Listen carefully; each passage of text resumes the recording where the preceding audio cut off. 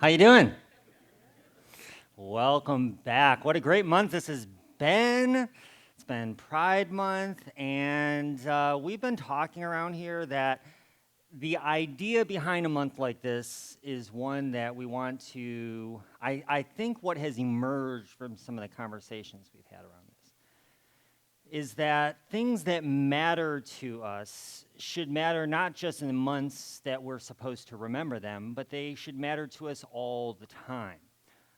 This idea of a pride in being allies with and standing alongside marginalized voices is not just something that we want to do during a month when it is designated, but it's something that should drive our behavior and our actions. To that end, you may see more rainbows around here, so I hope you like bright colors. We want to continue to explore what it means to be engaged in this topic, and not just around months like this. Last week, Dr. Joseph reminded us in a great talk that love is not always a popular movement, that line from James Baldwin. We are assured that this movement that we are in around months like this is a movement that is going to come with many great advancements, but with every advancement, with every bit of ground taken back, there are sometimes setbacks. And that's how life is, isn't it? It comes and it goes. And we want to kind of look at and explore this idea here for a little bit around this theme of unfolding, about surrendering to the flow of life. We were talking a little bit in pre-talk about this, and I liked it because not everybody kind of agreed around this topic or saw it the same way, which is a great place to start with a topic. If we're only talking about the things that we all see the same way, we're in a silo. We should be challenging one another's, stretching one another, and hopefully seeing things in a different way. Learning to surrender to life's flow. What does that mean when we say that life has a flow? We used examples in pre-talk, of a river that flows or meander. Water flows. Some of you may feel that life for you can sometimes feel like a gentle, quiet, meandering stream, and other times it can feel like a fire hose is just like knocking you down, right?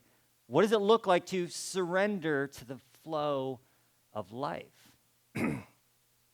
In the 1992 NBA championship, there was an upstart who had not made his mark quite yet, but in one particular evening, playing against the Portland Trail Blazers, the Chicago Bulls were struggling, and the Trail Blazers were ahead. Phil Jackson called a timeout and had a little conversation with his team, and specifically with one player, Michael Jordan. Michael Jordan emerged from that timeout with an intense concentration. Some of you know and remember this game.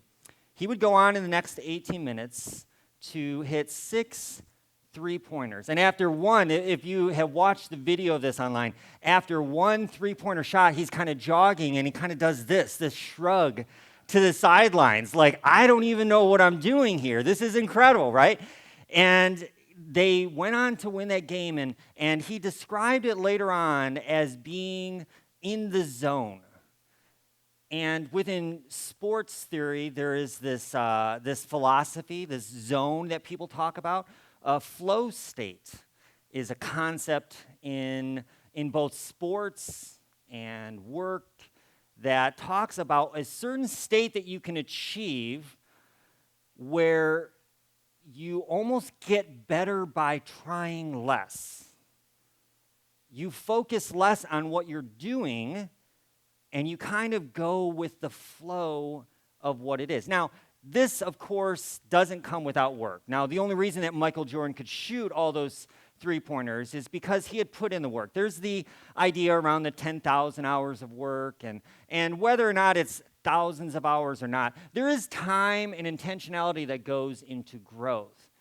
But if you've ever learned anything new, you know that every new thing starts with this learning curve where the first time that you're doing it, it feels so awkward and so uncomfortable.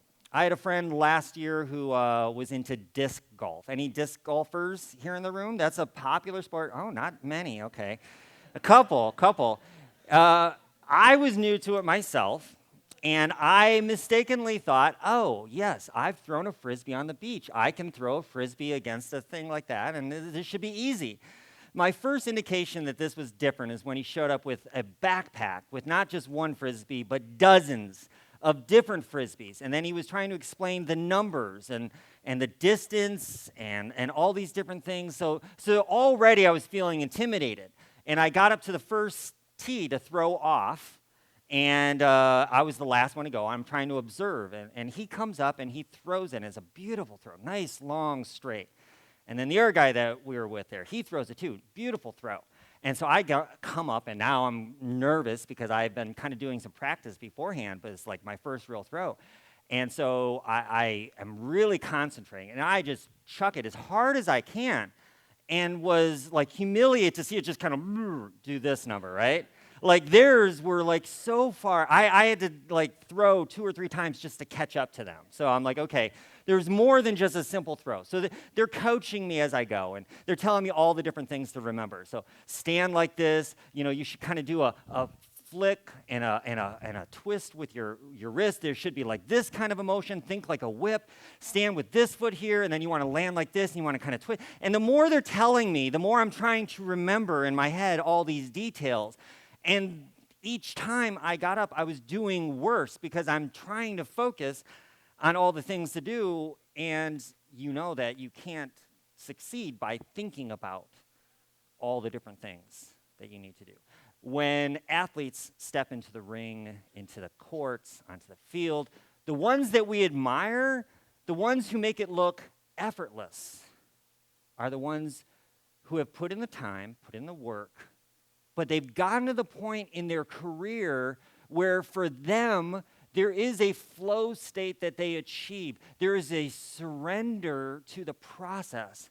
And some of the best games that we watch, some of the most incredible athletic achievements, whether in the Olympics, in other sports, those moments that capture our attention and take our breath away, many times after the event, the athlete talks about being in this incredible state of surrender, of being almost above the action, almost witnessing it as if they weren't themselves doing it, of like having a muscle memory. And you know what this feels like, that muscle memory. When you do something enough that your body takes over. And the first time that you achieve that doing something new, it's a pretty incredible feeling. I spent some time a few years back doing CrossFit. I had a friend who had a CrossFit gym, and he was a great instructor, and same thing, would give lots of really, really good cues. So something as simple as a clean and jerk, standing down, coming up, bringing it up there, and holding that bar, and then doing it with increasingly greater amounts of weight. He would start me at lower amounts, and we would work on these techniques, and we'd do it over and over and over. And then we would take and even bring the weights off, and then we would do just a simple trainer bar and do these movements over and over. And you do these things that you feel incredibly stupid doing because you're holding an empty bar, and you're trying to do these movements over and over, and you're doing these steps until you can get to the point, and it took months and months and months of trying. But the first time I remember that I did a clean and jerk, that I didn't have to think about all of the different placements of my legs, about how much bend was in my knees, about how fast I was coming up. I realized after it happened that it just flowed. It just happened, seemingly of its own intent. What does it look like for us to live our lives flowing with life? Does life have a flow? Does life have an intention? My daughters grew up in the era, you can kind of mark your kids by the movies that they watched over and over and over that you can probably now quote. For us, with my girls, Finding Nemo was the big movie. I think it came out in 2003. Anybody seen Finding Nemo there, right? It's a great, great movie. I love Finding Nemo. And one of my favorite, I had a couple favorite characters in there. I loved Bruce the shark. He was one of my favorites. And I have a friend, Bruce, and in my phone, I have a picture of Bruce the shark as his contact. But the other character that I love from that movie is Crush. You remember the sea turtle Crush? The little Australian surfer guy, and when they wake up from this encounter with the jellies, Crush is there, and he's trying to tell them that you just need to go with the flow, dude. You're on the East Australian Current. It's the EOC, man, the EAC. We're just going with the flow. And Nemo, as they're trying to find his son, they're in this process of going on these currents, these travels in the ocean. And there is this process of flowing with life, where as you go, you're unfolding with each new adventure. And an unfolding life is a life that pays less attention to the need to move something forward of our own design than the total expression of that life. An unfolding life is aware of the whole at all times and trusts life to bring forth the moments and the experiences that facilitate the blossoming of the petals. When left to its own device, life unfolds. We are reminded of that. If you've ever spent some time away from friends or family, and you go and you connect back and you realize that life has kept moving while you were not there. And perhaps the first time you realize that is a little bit of a challenging assumption to realize that life proceeds even in your absence, that things move on and that life unfolds. It emerges, it evolves, and we are a process in that part. I like probably within the plant kingdom, one of the best examples of that is the fern. And hopefully anybody who wants to this afternoon, we're going to be doing our walk and talk where we're going to be discussing kind of this topic while we're going to Coast Guard Park. And we did a pre-walk earlier this week where we walked it, and I saw so many ferns. And I'm excited for us to see down there because ferns are one of those plants that when they emerge from the ground are so curled up, and there's this spiral. And watching ferns unfurl when they emerge is one of the most magical things, as you see this spiral that begins to unwind and begin to open, surrendering to the flow of life. Now, some of us who grew up within a Christian context may have heard the expression, let go and let God. There is this idea within the Christian mindset that surrender is a passive process in which we trust the Creator God who has a plan for our lives, and we trust the unfolding of that plan. Jeremiah 29:11, God says, I know the plans I have for you. I grew up with this kind of an idea where surrender to me was not surrender to life, it was surrender to a being. It was surrender to a God who had a plan. And every time that things would not go according to plan, I would have to trust that God saw things differently than I saw things. One of the verses that has been used so many times in so many different ways out of context is that verse that is, the heavens are higher than the earth. God says, so are my ways higher than your ways, which is kind of crap when you think about it, because a person who is going through cancer and the loss of a friend or a loved one, being told that God is just seeing things differently and that you just need to see things the way that God sees things, and that if you back off, you'll see there's a bigger plan or picture. Well, no, sometimes life is full of difficulties. As a matter of fact, life is full of difficulties. It is the only thing that we are assured of, but we get to choose how we respond to the unfolding of life. So what does surrender look like? It's the difference between thinking about every note you're going to play and then just playing. It's the effortless ease with which an artist like Molly and her husband can play so beautifully without having to think through the chords and the notes and every detail. The artistry that emerges from a surrendered life is beautiful to watch. It's Michael Jordan effortlessly shooting three-pointer after three-pointer because he's in the zone. He is in the flow state. We're going to be taking in these coming months and unpacking some of these ideas around our values. We're a values-driven community here. And so part of my process here in becoming a new teacher is to add my take and my input on some of these values and to work them into upcoming talks. So this morning, if you saw when you came in there, we had one of the values on the screen, and I'm going to read it to you. This is our value called well-being. We believe and promote. And on the website it says this, and I love this wording. It says that our community at C3 evolves and grows by, and then proceeds to list the ways that happens. We recognize that as a community, a 150-year-old former church that has evolved and growed and changed, that it is constantly becoming something different than it was. And yet it's the same. Well-being means that we promote the wholeness and the wellness of mind, body, and spirit, recognizing our self-responsibility, our interrelatedness, and our interdependence. This idea of participating with the flow of life, even as we are a part of it ourselves. An unfolding life is open, it's spacious, and it's highly self-aware. It's not simply just a passive acceptance of life as it is and throwing our hands up as if there is no control, but it's a recognition that life is emerging, evolving, unfolding.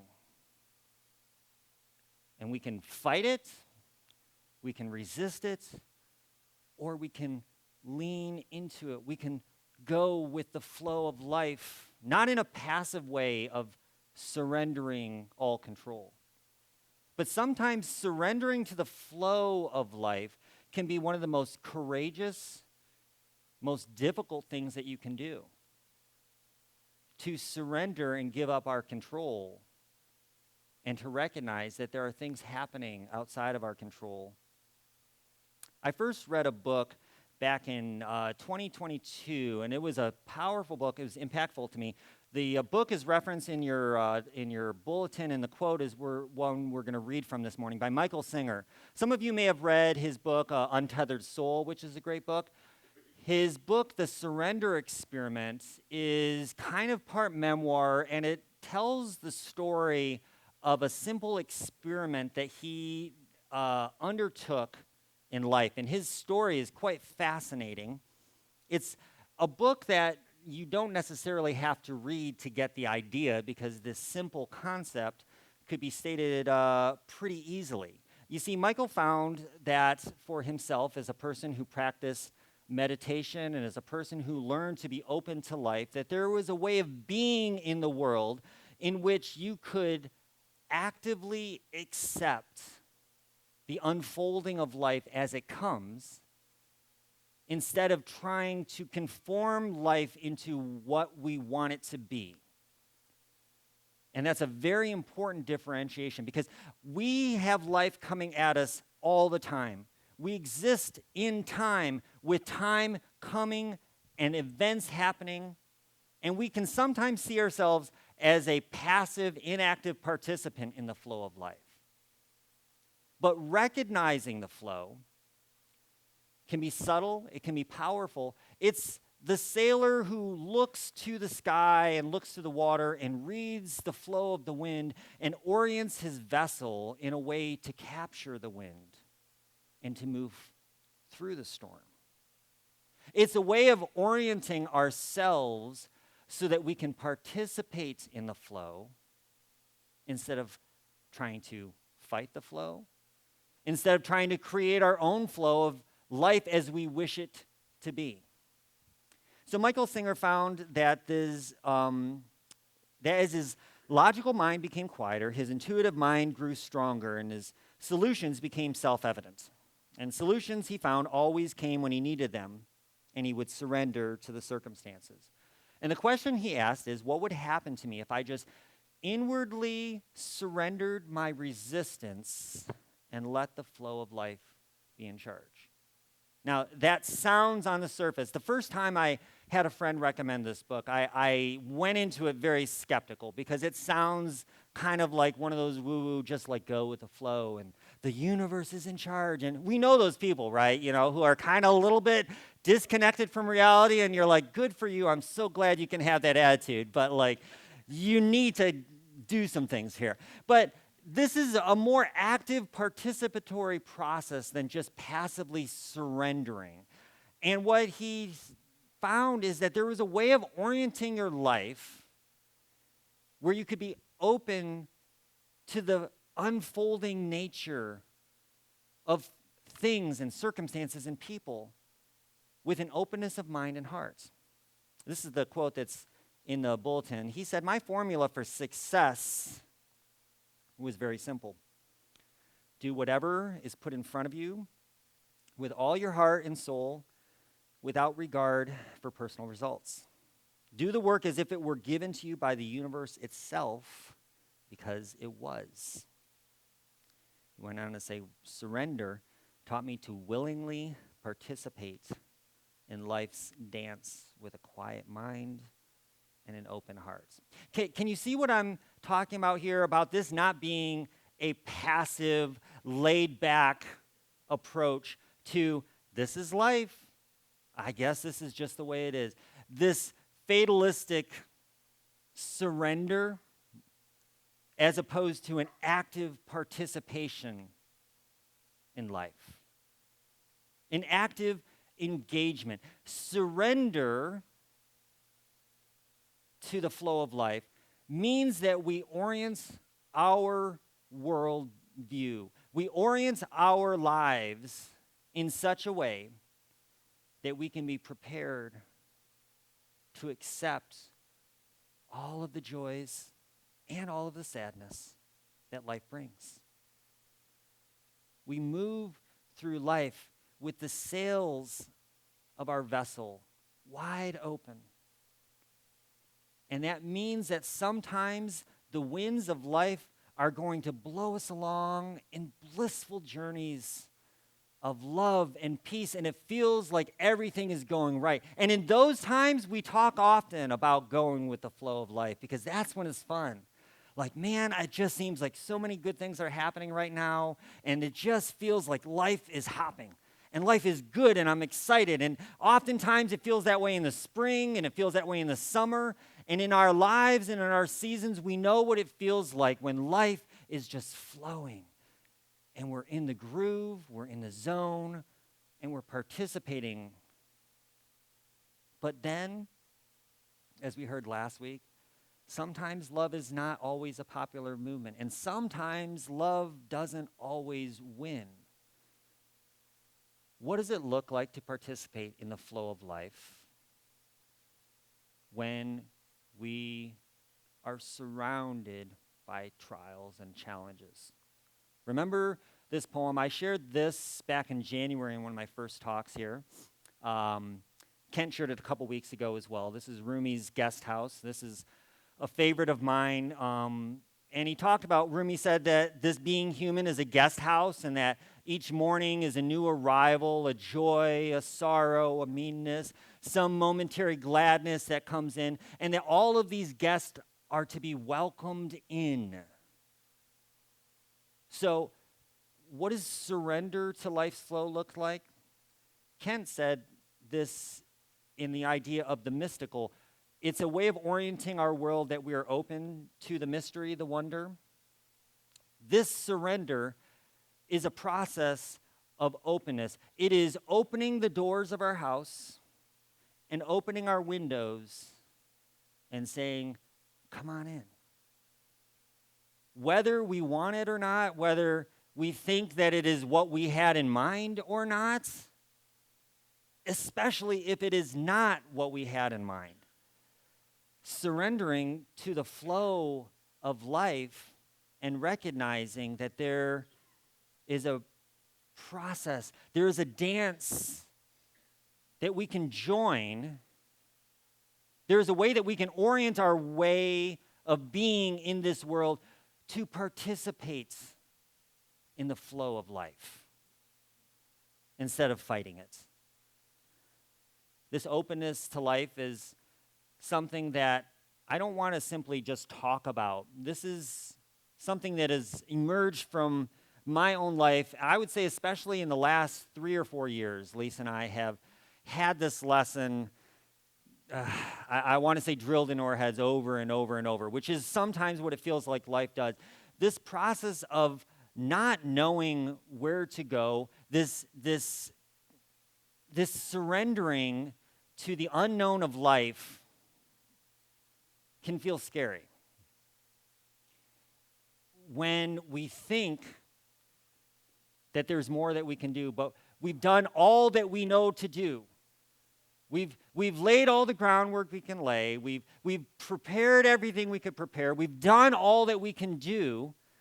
And now all that's left to do is just to wait, to surrender to the flow, to see what emerges. I like to, because I think of things through my creative lens, I love movies and storytelling through visual mediums, and so I think a lot of times about life in that way.